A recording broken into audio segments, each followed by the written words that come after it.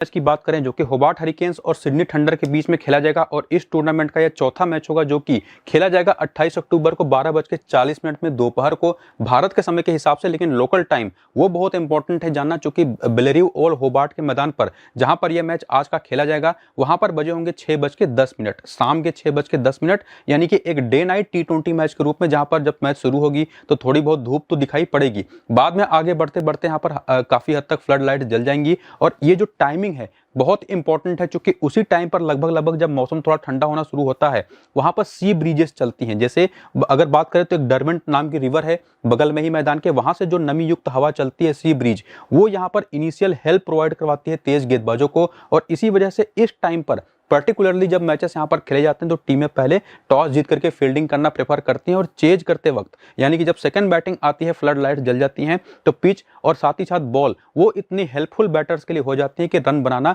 Second inning में खास करके काफी इंपॉर्टेंट यहाँ पर या आसान यहाँ पर हो जाता है। और इसी वजह से अगर आप इस मैदान पर खेले गए पिछले सीजन के 4 मैचेस देखें जो हुए थे, WBBL का जो पिछला सीजन हुआ था, जो उसके आखिरी 4 मैचेस इस ग्राउंड पर खेले गए थे, टोटल तो 5 हुए थे, जिसमें से एक इंटरनेशनल मैच भी है क्योंकि 2024 में यह मैच हुआ था, जनवरी 2024 में साउथ अफ्रीका और ऑस्ट्रेलिया की विमेंस टीमों के बीच में। बाकी 4 मैचेस WBBL का पिछला सीजन नवंबर-दिसंबर 2023 के महीने में हुआ था, जिनके 4 आखिरी मैचेस के स्कोर कार्ड यहां पर आप देखेंगे। और जो आपको मैंने एक इनिशियल मूवमेंट के बारे में चीज बताई कि जो वहां पर डरवेंट रिवर की सी ब्रिजेस वहां पर चलती हैं, शुरुआत में जो अर्ली मूवमेंट हवा में नमी की वजह से प्रोवाइड करवाती हैं, उसी का रिजल्ट है कि आखिरी 5 में से 4 बार यहां पर बैटिंग सेकंड करने वाली टीम जीती है। और उनमें से आखिरी 4 मैचेस का स्कोर कार्ड, जिसमें से 3 तो आपको WBBL के एक इंटरनेशनल मैच का दिखाई पड़ेगा, जहां पर साउथ अफ्रीका ने आखिरी मैच में जनवरी 2024 के दौरान जो रात का ही मैच था, जैसा कि बिल्कुल आज का मैच है, बिल्कुल उसी तरीके का मैच आज भी रहेगा, सेम उसी टाइमिंग पर स्टार्ट हुआ था। तो उसमें देखेंगे तो साउथ अफ्रीका ने पहले 162 रन बनाए थे 7 विकेट पर, 3 विकेटें पेस और 2 विकेटें स्पिन ने ली थी। और पावर प्ले में ही देख लीजिए 36 के स्कोर पर 3 विकेटें गिर गई थी। और वही सिमिलर चीज जो आपको मैं समझाने की कोशिश कर रहा था। हालांकि यहां पर देखें तो नाइट के मैचेस कुछ और भी यहां पर खेले गए थे, और यहां पर एक मैच को छोड़ दें जहां पर पावर प्ले के दोनों ही इनिंग के पावर प्ले बहुत खराब रहे थे बैटिंग टीमों के लिए, लेकिन यहां पर देखें तो पावर प्ले के ओवर्स काफी अच्छे भी गए हैं, लेकिन रन्स उस तरह से नहीं बने हैं कि बहुत तेजी से रन बन पाए। तो पावर प्ले के शुरुआती ओवर में पहली इनिंग के दौरान बैटिंग थोड़ी सी मुश्किल होगी। बाकी आप देखेंगे तो 162 का स्कोर यहां पर चेज हो गया 5 विकेट के अंतर से, यहां पर 139 का स्कोर चेज हो गया 3 विकेट के अंतर से, और यहां पर 120 का स्कोर चेज हो गया 6 विकेट के अंतर से। तो सेकंड इनिंग में बैटिंग करने वाली टीमों ने ये तीनों मैचेस जीता। हालांकि ये जो मैच था होबार्ट हरिकेन्स और मेलबर्न रेनेगेट्स के बीच में, होबार्ट ने इतना बड़ा स्कोर ही खड़ा कर दिया कि उसके सामने मेलबर्न रेनेगेट्स की टीम प्रेशर में आकर 119 के स्कोर पर ऑल आउट हो गई। तो ये जो चारों मैच का स्कोर कार्ड आपने देखा, जहां पर आपको समझ में आया कि पेस को 23 और स्पिन को 25 विकेटें मिली, 12 पहले इनिंग में 13 सेकंड इनिंग में, और पेस को 10 पहले इनिंग में 13 सेकंड इनिंग में। ये चीज समझाती है कि इनिशियल जो हेल्प पेसर्स के लिए है, उसका जो प्रेशर क्रिएट होगा स्पिनर्स को भी फायदा मिलेगा। बाकी चेज करना किसी भी टीम के लिए एक प्रेफरेबल ऑप्शन होगा। लेकिन एक और जो इंपॉर्टेंट चीज रहेगी वो ये देखना कि जो पिच आज के मैच में प्रोवाइड करवाई जा रही है वो एक्चुअली है कैसी, उसका नेचर कैसा है, और वेदर कैसा रहेगा मैच की स्टार्टिंग टाइम पर। हालांकि काफी हद तक अभी जो फोरकास्ट है वो है कि सनी वेदर ही रहने वाला है। तो जो भी अपडेट्स होंगे पिच के रिगार्डिंग, वेदर के रिगार्डिंग, और जो हमारी फाइनल टीम बनेगी आज के इस मैच की, प्लेइंग 11 और बैटिंग ऑर्डर आने के बाद और टॉस का अपडेट आने के बाद, वो आपको मैं टेलीग्राम और व्हाट्सएप चैनल पर प्रोवाइड करवा दूंगा सारे अपडेट्स। तो जाकर के इनको ज्वाइन कर लीजिए, लिंक इनका इसी वीडियो के डिस्क्रिप्शन में और पिन कमेंट में दिया हुआ है। तो जाइए टेलीग्राम के चैनल के लिंक को क्लिक करके टेलीग्राम के चैनल पर पहुंचिए और नीचे के ज्वाइन बटन को क्लिक करके ज्वाइन हो जाइए। व्हाट्सएप चैनल के लिंक को क्लिक करके व्हाट्सएप चैनल पर पहुंच करके फॉलो बटन को क्लिक करके ज्वाइन हो जाइए, और उसके बाद नोटिफिकेशन बेल आइकन को ऑन कर लीजिएगा ताकि अपडेट्स आपको लगातार मिलते रहें। फिलहाल आपके सामने है होबार्ट हरिकेन्स का पूरा स्क्वाड, और ध्यान रखिए अभी जो स्क्वाड आपको मैं दिखा रहा हूं, और इसमें अभी मेरे पास फिलहाल जो अपडेट है कि सूजी बेट्स को एज ए रिप्लेसमेंट लेकर के आया गया है, और ये खेलेंगे डैनी वयाट की जगह पर। चूंकि इंग्लैंड की जो विमेंस टीम है वो नेशनल टीम वो जाएगी साउथ अफ्रीका के दौरे पर, वो भी नवंबर में, तो अभी काफी समय है, तो वो तब अवेलेबल होंगी। सूजी बेट्स फिलहाल अभी अवेलेबल है नहीं, लेकिन साथ ही साथ ये भी आप जान करके रखिए कि इसमें एक और प्लेयर है हेदर ग्राहम, इनको भी लेकर के थोड़ा सा डाउट है ये खेल पाएंगे कि नहीं खेल पाएंगे। लेकिन अभी ये वर्ल्ड कप में एक रिप्लेसमेंट प्लेयर के तौर पर गए थे, ऑस्ट्रेलिया को इन्होंने ज्वाइन किया था, वहां पर तो कोई मैचेस खेलने को नहीं मिला था, लेकिन यहां पर काफी हद तक तय है कि खेल पाएंगी। थोड़े बहुत डाउट्स हैं। बाकी जो स्क्वाड है उसमें लिजल ली है, डेनी वयाट तो है ही, एलिस विलानी है, निकोला कैरी है, हेदर ग्राहम, क्लोई ट्रायन, और बाकी जो बॉलर्स उसमें से मॉलिस ट्रेनो जो ऑफ स्पिन बॉलर है, एमी स्मिथ जो लेग स्पिन बॉलर है, लॉरेन स्मिथ जो एक और ऑफ स्पिन बॉलर है, और साथ ही साथ यहाँ पर निकोला कैरी जो इनके राइट हैंड मीडियम पेसर होने के साथ साथ लेफ्ट हैंडेड बैटर भी हैं। ये चारों ऐसी बॉलर रहेंगे जो प्रोबेबली मिनिमम से मिनिमम 3 ओवर करके देंगी और बाकी बचे हुए ओवर यहाँ पर क्लोई ट्रेवन की लेफ्ट आर्म ऑर्थोडॉक्स और हेली सिल्वर होम्स की right arm medium pace bowling और रूथ जॉन्स्टन भी थोड़े बहुत ऑफ स्पिन कर लेती हैं काफ़ी ज़रूरत पड़ने पर। तो ये इनका पूरा प्लेइंग 11 हो सकता है बैटिंग ऑर्डर के साथ। बाकी इनका बेंच आपके सामने है जिसमें पावर प्ले और डेथ ओवर में कौन कौन बॉल करेगा उन प्लेयर्स के नाम भी सामने है। लेकिन ध्यान रखिए किसी प्लेयर की अनअवेलेबिलिटी को लेकर के कोई और खबर आती रहेगी तो आपको मैं टेलीग्राम पर बताता रहूंगा, तो उसको लेकर के कंफ्यूजन में नहीं रहना है। बाकी प्लेइंग 11 तो आ ही जाता है, टॉस की बात तो उसके कोई ऐसी दिक्कत है नहीं। बाकी दूसरी जो टीम है सिडनी थंडर की, इनका भी पूरा स्क्वाड अगर आप देखें तो इसमें अभी हेदर नाइट को लेकर के कंफर्म डाउट है क्योंकि वर्ल्ड कप में आपने इंग्लैंड की टीम की तरफ से जब मैचेस हो रहे थे तो इनको काफ इंजरी हुई थी और उस वजह से अगर आप देखें तो आज के इस मैच के लिए भी डाउटफुल हैं। हालांकि इनका फिटनेस टेस्ट होगा, उसके बाद खेलेंगी कि नहीं खेलेंगी उसको लेकर के डिसीजन होगा। बाकी जो प्लेयर्स हैं उसमें तालिया विल्सन है, चमारिया टपट्टू है, फीब लिचफील्ड हैं और ये तो कप्तान भी हैं फिलहाल। बाकी जॉर्जिया एडम्स हैं, जॉर्जिया वॉल हैं, एनिका लिलॉर्ड हैं और बाकी बॉलर्स जिसमें से समांथा बेट्स जो लेफ्ट आर्म ऑर्थोडॉक्स है, Shabnim Ismail South African right arm medium fast bowler. और इसके अलावा अगर आप देखें ये दो ऐसी बॉलर जो पूरे 4-4 ओवर की बॉलिंग मेरे हिसाब से करके दे सकती हैं। बाकी हेना डार्लिंगटन है, सैमी जो जॉनसन है, दोनों right arm medium fast bowlers. इसके अलावा जॉर्जिया वॉल और जॉर्जिया एडम्स दोनों ऑफ स्पिन बॉलर, चमारिया टपट्टू एक और ऑफ स्पिन बॉलर। ये 3 ऐसी बाकी खिलाड़ी हैं जो प्रोबेबली बाकी बचे हुए ओवर्स करके देंगे इन दोनों के पूरे लगभग 3 ओवर या 4 ओवर की बॉलिंग के अलावा। बाकी इनका भी बेंच आपके सामने है, पावर प्ले और डेथ ओवर में कौन कौन कहां पर बॉल करेगा वो भी नाम आपके सामने है, उसको भी आप देख लीजिए जिससे आपको चीजें कम से कम क्लियर रहें। तो ये पूरा स्क्वाड और प्लेइंग 11 और बैटिंग ऑर्डर के साथ साथ बॉलर्स का रोल को समझ लेने के बाद आंकड़ों की तरफ अगर आप आएं तो सबसे पहले जो होबार्ट हरिकेन्स की टीम है इनकी तरफ से अगर आप देखें तो जो प्लेयर्स हैं इनका पूरा रीसेंट फॉर्म रीसेंट टाइम में और साथ ही साथ T20 करियर कैसा चला है इनिंग के बेसिस पर कि पहली इनिंग में या सेकंड इनिंग में कहां पर ज्यादा कंफर्टेबल है। जैसे जनरली आप देखते भी होंगे कि जो ओपनर्स हैं वो ज्यादा बेहतर रहती हैं, सेकंड इनिंग में उनका बैटिंग एवरेज आपको ज्यादा बेहतर दिखाई पड़ेगा ही। लेकिन इन दोनों का बैटिंग एवरेज पहली इनिंग का भी मोर देन इनफ है कि आप इनको टीम में ले जा सकें।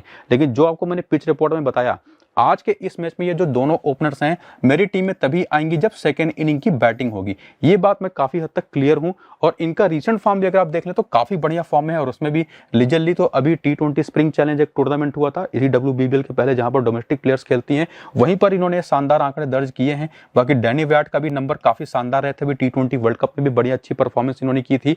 और साथ ही साथ एलिस विलानी इनका भी फॉर्म अगर आप देख लें तो कंसिस्टेंसी को लेकर के काफी हद तक आप कह सकते हैं कि एवरेज सा फॉर्म रहा था, लेकिन ये भी सेकंड इनिंग में ज्यादा कंफर्टेबल रही हैं अभी तक अपने पूरे करियर के दौरान एज ए बैटर। बाकी Nicola Carey all rounder, Heather Graham all rounder, Chloe Tryon all rounder और ये तीनों ऐसी खिलाड़ी हैं जो बैटिंग के साथ साथ आपको अपने बॉलिंग से भी इक्वल यूटिलिटी प्रोवाइड करवाती हैं। चाहे हेदर ग्राहम की right arm medium pace bowling की बात कर लें, Nicola Carey right arm medium pace bowling और left arm orthodox Chloe Tryon, तो ये तीनों ऐसी प्लेयर हैं कि एक तो सबसे उस टाइम पर बैटिंग करने आएंगे प्रोबेबली जहां पर काफी हद तक पिच और वेदर सेटल हो जाएगा और बैटिंग करना भी इजी हो जाएगा। और तीनों का फॉर्म भी अगर आप देख लें तो एज ए बैटर भी एज ए बॉलर भी क्लोई ट्रेवन को लेकर के आप थोड़ा सा डाउट कर सकते हैं, बाकी दोनों का फॉर्म काफी बेहतर है। तो ये तीनों प्लेयर्स तो यूटिलिटी वाइज बहुत इंपॉर्टेंट हैं। बाकी ऊपर से जो तीनों प्लेयर्स है वो सेकंड इनिंग में ज्यादा सेफर हैं।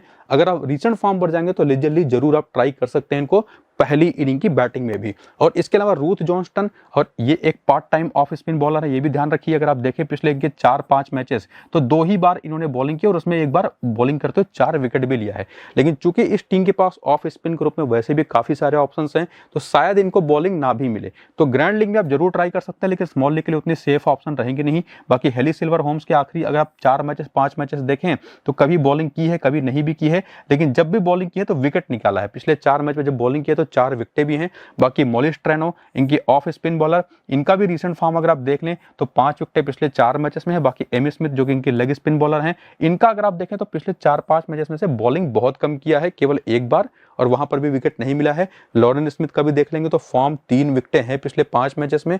बाकी जोई कुक, बाकी रेचल ट्रेनामैन और कैथरीन ब्राइस जो कि आयरिश प्लेयर हैं और इनको लेकर के आया गया है एक ऑलराउंडर के तौर पर। अगर खेलती हैं तो ये तो काफी बढ़िया फॉर्म में है, एज ए बैटर कम से कम इंपॉर्टेंट रहेंगी अगर प्लेइंग 11 में खेल पाई तो। इस तरह से ये समझ लेने के बाद कि किस प्लेयर का कैसा फॉर्म है और उसकी यूटिलिटी वाइज कैसी इंपॉर्टेंस रहेगी। और यहाँ पर अगर आप चाहें तो करियर समझ सकते हैं कि किस बॉलर को पहले इनिंग में कम गेंदें लगती हैं, सेकंड इनिंग में ज्यादा गेंदें, 1 विकेट निकालने में पूरे करियर के दौरान, और बैटिंग एवरेज भी ठीक उसी तरह से चेक कर लेने के बाद काफ़ी सारी क्लैरिटी तो आपको मिल जाएगी। लेकिन जब अपनी फैंटेसी टीम आप बनाएंगे तो आज के इस मैच में देखेंगे लिजल ली और डैनी व्याट और साथ ही साथ यहाँ पर निकोला कैरी, क्लोई ट्रेयन और मॉलिस ट्रेनो, ये ऐसी कुछ नाम है कुल मिलाकर के 5 जो लगभग सभी लोग इनको अपनी टीम में लेकर के जाएंगे। लेकिन जैसा कि आपको मैं समझा चुका हूं कि हेदर ग्राहम की यूटिलिटी वाइज बहुत अच्छी इंपॉर्टेंस है। बाकी लिजल ली को तो आप पहली इनिंग में ट्राई कर सकते हैं, बहुत अच्छे फॉर्म में है, लेकिन पहली इनिंग की बैटिंग में डैनी व्याट और एलिस विलानी को मैं नहीं ट्राई करूंगा, ये तो मैंने क्लियर कर दिया काफी हद तक। बाकी जैसे हेली सिल्वर होम्स हो गई या यहाँ पर इनकी बॉलर एमी स्मिथ और लॉरेन स्मिथ हो गई, या बेंच पर से अगर कोई जैसे खास करके कैथरीन ब्राइस खेल गई, तो इनकी क्या इंपॉर्टेंस है वो तो अपने रिसेंट फॉर्म और करियर के इनिंग वाइज एनालिसिस से देखा। तो क्या इनको आप पिक कर भी सकते हैं या नहीं, इसी को समझने के लिए थोड़ा सा और आगे बढ़ें और हेड टू हेड का डेटा देखें कि ये जो होबार्ट हरिकेन्स की प्लेयर्स हैं, जब सामने जो आज की इस मैच में टीम है उसके खिलाफ खेलती है मैचेस हेड टू हेड जिसको हम कहते हैं, तो हेड टू हेड में कैसे आंकड़े हैं, तो उसमें लिजल लीग के आंकड़े देख लीजिए। 10 मैच 271 रन, 27 का बढ़िया एवरेज है, लेकिन पहली इनिंग में वो काफी शानदार है, सेकंड इनिंग का तो बिल्कुल पुअर आंकड़े हैं, और इसी वजह से एक ऐसी ये प्लेयर रहेंगे जिनको आप ट्राई कर भी सकते हैं पहले इनिंग में। लेकिन डैनी व्याट के आंकड़े आप देख लीजिए, 9 मैच में केवल 172 रन है, 20 का एवरेज है, 2 विकेट हैं। एलिस विलानी के आंकड़े आप देख लीजिए, ये काफी बेहतर आंकड़े हैं एलिस विलानी के, खास करके डैनी व्याट के आंकड़े थोड़े से पुअर हैं, लिजल ली के आंकड़े पहली इनिंग में बेहतर हैं, और इनके 18 मैच जो 535 रन है एलिस विलानी के, वो चाहे पहली इनिंग की बात कर लें चाहे सेकंड इनिंग की बात कर लें, दोनों ही बेहतर है। लेकिन अभी आपने रीसेंट फॉर्म पीछे देखा भी था, बहुत अच्छा नहीं है, तो उस वजह से रीसेंट फॉर्म को भी इंक्लूड करें तो सेकंड इनिंग में ज्यादा सेफर रहेंगी। बाकी निकोला कैरी के 8 मैच 63 रन है, 10 विकेट हैं, और जो इनकी यूटिलिटी एज ए बॉलर होती है बाकी बैटिंग में भी ऊपर आती है, इस वजह से बेस्ट ऑप्शन है। और किसी भी इनिंग की बैटिंग बॉलिंग हो, ज्यादा उस पर आपको जाना नहीं है। बाकी हेदर ग्राहम के आंकड़े भी देख लीजिए, 16 मैच 20 विकेट हैं, 205 रन। क्लोई ट्रेयन के आंकड़े देख लीजिए तो वो कुछ खास अच्छे हैं नहीं, और क्लोई ट्रेयन को तो आपने अभी रीसेंट फॉर्म भी देखा जहां पर बल्ले से भी और गेंद से भी कुछ खास आंकड़े ये निकाल नहीं पाई हैं। तो सेकंड इनिंग की अगर बॉलिंग है तब तो आप इनको ट्राई कर सकते हैं। ये चीज ध्यान में रखिएगा, मैं बोल क्या रहा हूं, बॉलिंग अगर सेकंड इनिंग की इस टीम की है तब क्लोई ट्रेयन को थोड़ा बहुत आप अपनी टीम में लेके जा सकते हैं रिस्क के रूप में। लेकिन नहीं है ऐसी चीज तो आपके पास ज्यादा बेहतर ऑप्शन मॉलिस ट्रेनो के रूप में है, एमी स्मिथ के रूप में है, इनको दोनों को आप ट्राई कर सकते हैं, या आप चाहे तो रूथ जॉनस्टन को भी, जिनके 4 मैच में 3 विकेटें भी हैं, 51 रन है, या आप सीधे सीधे चले जाइए एलिस विलानी, डैनी व्याट को, वो ज्यादा सेफ रहेंगी। किससे? क्लोई ट्रेयन से। तो ये चीज आपको ध्यान में रखनी है आज के इस मैच टीम बनाते वक्त। बाकी भी आंकड़े जो प्लेयर्स के, जिसमें सूजी बेट्स तो है नहीं, कैथरीन ब्राइस ने कभी खेला नहीं है, 2 मैच पे 40 रन रेचन टूर्नामेंट के हैं, उसको भी आप देख सकते हैं। और फर्दर और भी क्लैरिटी लेने के लिए वेन्यू के भी आंकड़े हम देख लें कि होबार्ट हरिकेन्स की ये प्लेयर इस मैदान पर कैसा खेलती हैं, तो उसमें लिजल लीग के आंकड़े एक बार फिर से बेहतर दिखाई पड़ेंगे, और वो भी पहली इनिंग में। तो ये तो डाउट कम से कम क्लियर हुआ कि इनका करियर जबकि सेकंड इनिंग में बेहतर है, हेड टू हेड वेन्यू के आंकड़े आपने देखे वो पहली इनिंग में बेहतर है। तो मैं यहां पर क्लैरिटी दूं तो लिजल ली तो हमारी टीम में डेफिनेट तौर पर रहेंगी, लेकिन डैनी व्याट को फिलहाल मैं आज के इस मैच में नहीं पिक करूंगा। आप चाहें तो रिस्क अगर आप नहीं लेना चाहें तो सेकंड इनिंग की बैटिंग में ट्राई करिए। और एलिस विलानी, ये भी अगर आप बात करें तो एक डेफिनेटली एक थोड़ी सी डिफरेंशियल टाइप की ऑप्शन रहेंगी, लोग तो इनको लेके नहीं जाएंगे, अगर आप चाहें तो ट्राई कर सकते हैं। हेड टू हेड वेन्यू के आंकड़े काफी अच्छे इनके हैं, रीसेंट फॉर्म लेकिन उतना अच्छा है नहीं। मैं यहां पर लिजल ली के साथ साथ यहां पर मैं ट्राई करूंगा निकोला कैरी को भी, हेदर ग्राहम को भी, जिनके आंकड़े अभी आपने पीछे हेड टू हेड और वेन्यू जो कि आप यहां पर फिलहाल देख रहे हैं काफी बेहतर हैं। क्लोई ट्रेयन की जगह पर अगर आप पूरी तरह से सेफ जाना चाहते हैं, बिल्कुल बिना रिस्क हुए, तो सेफ तो यहाँ पर क्लोई ट्रेयन रहेंगी, लेकिन थोड़ा सा अगर आप रिस्क लेना चाहें तो आप इन्हीं की जगह पर या तो एलिस विलानी को या तो डैनी व्याट को आप ट्राई कर सकते हैं। एलिस विलानी ज्यादा सेफ रहेंगी क्योंकि लोकल प्लेयर है काफी हद तक, अभी उसी ग्राउंड पर कुछ मैचेस इन्होंने खेले भी थे। रूथ जॉनस्टन भी एक अच्छी ग्रैंड लीग की प्लेयर होंगी, हेली सिल्वर होम्स के आंकड़े यहाँ पर भी अच्छे नहीं है, मॉलिस ट्रेनो के आंकड़े यहाँ पर भी शानदार है, जो ऑफ स्पिनर चाहे पहली इनिंग की बॉलिंग हो चाहे सेकंड इनिंग की, तो इनको लेकर के भी कोई डाउट है नहीं। लॉरेन स्मिथ अगर खेल रही होंगी तो ये भी एक अच्छी ऑप्शन होंगी वेन्यू डेटा के बेसिस पर। और एमी स्मिथ जिनके नंबर्स वैसे भी बहुत अच्छे नहीं है, ना तो हेड टू ना तो वेन्यू में, पीछे आपने रिसेंट फॉर्म में भी देखा रिसेंटली बहुत ज्यादा बॉलिंग इन्होंने की नहीं है, तो इस वजह से वो भी हमारी टीम में कंसीडर नहीं होंगी। तो ये कम से कम क्लियर कर लेने के बाद कि होबार्ट हरिकेन्स की कौन सी प्लेयर कब हमारी टीम में आ सकती हैं, सिमिलर चीज हम करेंगे सिडनी थंडर की तरफ से, और इनके प्लेयर की भी एनालिसिस करेंगे यहाँ पर रिसेंट फॉर्म और करियर इनिंग की बेसिस पर आप चाहें तो देख सकते हैं, जिसमें पहली इनिंग का बैटिंग एवरेज, सेकंड इनिंग का बैटिंग एवरेज, और साथ ही साथ बॉलिंग स्ट्राइक रेट ये कितनी कम या ज्यादा गेंदें लग रही हैं पहली और सेकंड इनिंग में 1 विकेट निकालने में। और उसमें भी आप देखेंगे हेना डार्लिंगटन एक ऐसी प्लेयर रही हैं जिनके पिछले 4 मैचेस में 4 विकेटें हैं, वो भी आखिरी 2 ही मैच में आए हैं, जरूरत पड़ने पर बल्ले से भी रन बना सकती हैं। ये सेकंड इनिंग में हर मैचेस में अगर आप देखें तो हर लगभग 12वीं गेंद पर विकेट निकाल पाती हैं, पहली इनिंग में इनको ज्यादा गेंदें लगती हैं। वहीं पर जो सैमी जो जॉनसन है, इनके पिछले 3 मैच में देखेंगे तो 2 विकेट हैं, ये भी बल्ले से रन बना लेती हैं, इनका स्ट्राइक रेट दोनों इनिंग का लगभग सिमिलर है, और बाकी बॉलर्स का भी देखेंगे तो काफी इक्वल टाइप का दिखाई पड़ेगा, थोड़ा बहुत डिफरेंस। तो हेना डार्लिंगटन ये एक ऐसी बॉलर रहेंगी जो सेकंड इनिंग के लिए बेहतर, बाकी बॉलर्स को ट्राई कर सकते हैं पहले इनिंग में रिसेंट फॉर्म को भी चेक करते हो, जिसमें समांथा बेट्स जो इनके लेफ्ट आर्म ऑर्थोडॉक्स बॉलर हैं, पिछले इनके 5 मैचेस देखें तो करीब 9 विकेटें हैं, बेहतरीन फॉर्म में है। और सबरीम इस्माइल जो अभी स्प्रिंग चैलेंज T20 टूर्नामेंट खेले थे इन्होंने, वहां पर इन्होंने एज ए बॉलर बहुत ही शानदार परफॉर्मेंसेस की हैं। अगर आप देखें तो 3-1, 2-2 करके शानदार विकेटें निकाली हैं। तो समांथा बेट्स भी, सबरीम इस्माइल भी जबरदस्त फॉर्म में, इनको लेकर के कोई डाउट नहीं है। हेना डार्लिंगटन सेकंड इनिंग के लिए इनका करियर बताता है कि ज्यादा सेफ है, हालांकि इसको आगे हम फर्दर क्लियर करेंगे ये क्या एक्चुअली सेकंड इनिंग में ही लेना या कभी भी ले सकते हैं। बाकी जो बेंच के प्लेयर है इनका भी तो आप देख ही सकते हैं रिसेंट फॉर्म और करियर, लेकिन जो इंपॉर्टेंट प्लेयर जैसे बैटिंग ऑर्डर की तरफ से आए तो तालिया विल्सन एक ओपनर ग्रुप में पॉसिबली खेलेंगी और इनका रिसेंट फॉर्म देखें तो बहुत ही बढ़िया रहा है, उसमें कोई डाउट है नहीं। और करियर देखें तो लगभग दोनों इनिंग्स में एक जैसी बैटिंग है। और इसके साथ साथ चमारिया टपट्टू को लेकर के तो वैसे भी कोई डाउट नहीं है, इनकी ऑफ स्पिन बॉलिंग और बैटिंग टॉप ऑर्डर की पूरे टूर्नामेंट के लिए अवेलेबल भी हैं, तो शानदार ऑप्शन रहेंगी। और खास करके अगर आप इनको कप्तान बनाना चाहते हैं तो ध्यान रखिएगा सेकंड इनिंग की बैटिंग हो, ये चीज मैं आपको काफी हद तक क्लियर कर रहा हूं। बाकी फी ब्लिसफील्ड का बैटिंग ऑर्डर हमको ध्यान रखना पड़ेगा, कहां पर ये बैट करेंगी, उसके हिसाब से आप इनको पिक करिए। जो कि ऑस्ट्रेलिया के लिए जनरली बहुत नीचे बैटिंग कर रही थी तो उतने रन आपको देखने को नहीं मिलेंगे, तो इनके रिसेंट फॉर्म पर आप नहीं जाएंगे। हालांकि ये जो 16 और 15 रन की पारियां भी हैं, इन्होंने बड़ी तगड़ी पारियां इंडिया के खिलाफ भी खेली थी, आखिरी गेंद पर छक्का लगाया था, तो बहुत इंपॉर्टेंट तो है, रिसेंट फॉर्म भी बेहतर है। लेकिन वहीं पर हेदर नाइट हो गई और साथ ही साथ यहाँ पर, और हेदर नाइट का को मैं ऑलरेडी क्लियर कर चुका हूं, थोड़े डाउटफुल हैं, लेकिन जॉर्जिया एडम्स हो गई, जॉर्जिया वॉल हो गई, जो बल्ले से और गेंद से दोनों से यूटिलिटी प्रोवाइड करवाती हैं। हालांकि recent form as a bowler देखेंगे तो वो बहुत अच्छा आपको देखने को नहीं मिलेगा। तो ये जो रीसेंट फॉर्म है और करियर जो इनिंग के बेसिस पर है उसको देखने समझ लेने के बाद एक और चीज अगर आप देखें कि फैंटेसी में टीम बनाते वक्त आप जाकर के देखेंगे तालिया विल्सन, चमारिया टपट्टू, फी ब्लिसफील्ड, जॉर्जिया एडम्स और साथ ही साथ यहाँ पर सबरीम इस्माइल, ये पांचों प्लेयर तो सभी की टीम में है। लेकिन जैसा कि आपको मैं क्लियर कर चुका हूं, समांथा बेट्स एक बहुत इंपॉर्टेंट ऑप्शन हो सकती है सेकंड इनिंग में। क्या हेना डार्लिंगटन को आपको लेना भी है या छोड़ देना है? हेदर नाइट को लेकर के तो डेफिनेटली कंफ्यूजन है।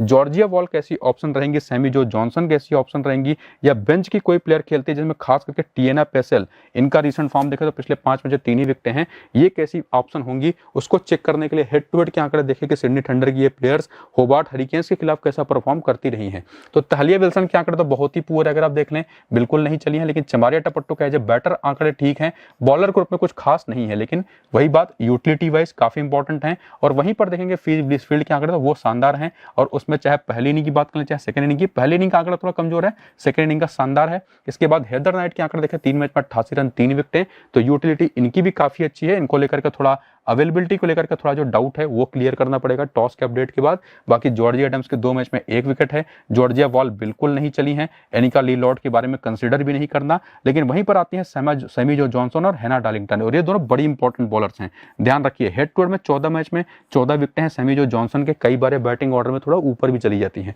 और वहीं पर 6 मैच में 8 विकेटें हेना डार्लिंगटन के, और जो चीज आपने पीछे देखी थी वही चीज आप यहाँ पर देखेंगे कि हेना डार्लिंगटन जो सेकंड इनिंग में कहीं बेहतर बॉलर के रूप में आंकड़े निकालती हैं, केवल 12 का स्ट्राइक रेट है, लेकिन पहली इनिंग का 24 का स्ट्राइक रेट। वहीं पर सैमी जॉनसन के दोनों इनिंग्स में देखेंगे तो पहली इनिंग का थोड़ा बेहतर है। तो बिल्कुल अगर आप सेफ जाना चाहते हैं तब तो आपकी टीम में आप दोनों को रखिए, कोई दिक्कत नहीं। थोड़ा सा रिस्क लेने तो हेना डार्लिंगटन को पहली इनिंग की बॉलिंग से इग्नोर करके सेकंड इनिंग की बॉलिंग में प्रेफरेंस दीजिएगा। बाकी समांथा बेट्स 14 मैच में 16 विकेटें, खास करके देखें तो पहली इनिंग में ज्यादातर विकेटें हैं और स्ट्राइक रेट भी बेहतर है, तो वहां पर आप देख लीजिए। सबने इस्माइल के तो 5 मैच 7 विकेटें हैं ही, हेड टू हेड में वो भी काफी बेहतर है। और बाकी एक और टिएना पेसेल जो डिफरेंशियल बॉलिंग ऑप्शन हो सकती है, 8 मैच में इनके भी हेड टू हेड में 10 विकेटें, जिसमें इनिंग के हिसाब से देखेंगे तो सेकंड इनिंग में ज्यादा बेहतर है। और फर्दर क्लियरेंस लेने के लिए कि कौन से प्लेयर एक्चुअली कब हमारी टीम में आएंगी, वेन्यू का भी डेटा देख ले तो तालिया विल्सन के आंकड़े यहां भी पुअर हैं। तो तालिया विल्सन जो कि लगभग सभी की टीम में रहने वाली हैं, उनको तो आप आज के इस मैच इग्नोर कर सकते हैं, ये मेरी तरफ से रहेगा प्रेडिक्शन। बाकी चमारिया टपट्टू को यहां पर भी कोई विकेट नहीं है, लेकिन बल्ले से ठीक ठाक रन हैं, तो वही चमारिया टपट्टू एज ए प्लेयर तो आपकी टीम में रहेंगी, लेकिन कप्तान है, बस कप्तान आप तभी बनाइएगा जब बैटिंग सेकंड इनिंग की हो। ये चीज काफी हद तक आप क्लियर करके रखिए, कप्तान है बस कप्तान तभी बनाइए जब बैटिंग सेकंड इनिंग की है। बाकी फी ब्लिसफील्ड के आंकड़े यहाँ तो अच्छे हैं नहीं, लेकिन फिर भी जिस तरीके के फॉर्म में आप इनको इग्नोर नहीं कर सकते। यहाँ पर हेदर नाइट की यूटिलिटी बहुत अच्छी है, अगर खेलेंगी तो टीम में रहेंगी, वरना जॉर्जिया एडम्स इनसे बेहतर पिक हो सकती हैं। जॉर्जिया वॉल के आंकड़े यहाँ पर भी कुछ खास नहीं है, एनिका ली लॉर्ड के बारे में वैसे भी हमको कंसीडर नहीं करना। लेकिन वहीं पर जब आते हैं सैमी जो जॉनसन और हेना डार्लिंगटन की तरफ, तो एक बार फिर से आप देखेंगे हेना डार्लिंगटन सेकंड इनिंग में ही बेहतर दिखाई पड़ रही है यहाँ पर भी, और सैमी जो जॉनसन के आंकड़े थोड़े से एवरेज हैं। और 8 में जो 6 विकेट यहाँ पर समांथा बेट्स के हैं, दोनों इनिंग्स में काफी एवरेज से आंकड़े। सबरीम इस्माइल वो काफी शानदार आंकड़ों के साथ आती हैं, और टिएना पेसेल की इसमें मैदान पर 3 मैच में कोई विकेट नहीं है। तो ये तो क्लैरिटी हमने ले ली है कि कौन सी प्लेयर इनिंग की बेसिस पर भी, कंडीशन के हिसाब से भी, और जो इनके आंकड़े हैं उसके दम पर किस तरह की इंपॉर्टेंस और यूटिलिटी लेकर के आती है, किसको हमको टीम में पिक करना है। लेकिन फाइनलाइज हम तभी कर पाएंगे जब टॉस का अपडेट आ जाएगा, और फाइनल टीम तभी बन पाएगी जब हमको विदर पिच और टॉस का अपडेट मिल पाएगा बैटिंग ऑर्डर और प्लेइंग 11 के साथ। तो जो भी टीम बनेगी वो तो एक क्वेश्चन मार्क है अभी के लिए, लेकिन वो टीम जो बनेगी वो आपको मैं टेलीग्राम और व्हाट्सएप चैनल पर प्रोवाइड करवा दूंगा सारे फर्दर अपडेट्स के साथ। तो लिंक डिस्क्रिप्शन और पिन कमेंट में मैंने इसी वीडियो के दिया हुआ है, दोनों चैनलों को आप जाकर के क्लिक करके ज्वाइन हो जाइए और वीडियो शुरू से अंत तक पूरा देख लीजिए, सारी क्लैरिटी आपको मिल जाएगी, ग्रैंड लीग के लिए भी, स्मॉल लीग के लिए भी। तो इस वीडियो को यहाँ पर फिलहाल करेंगे खत्म, चलते हैं, नमस्कार।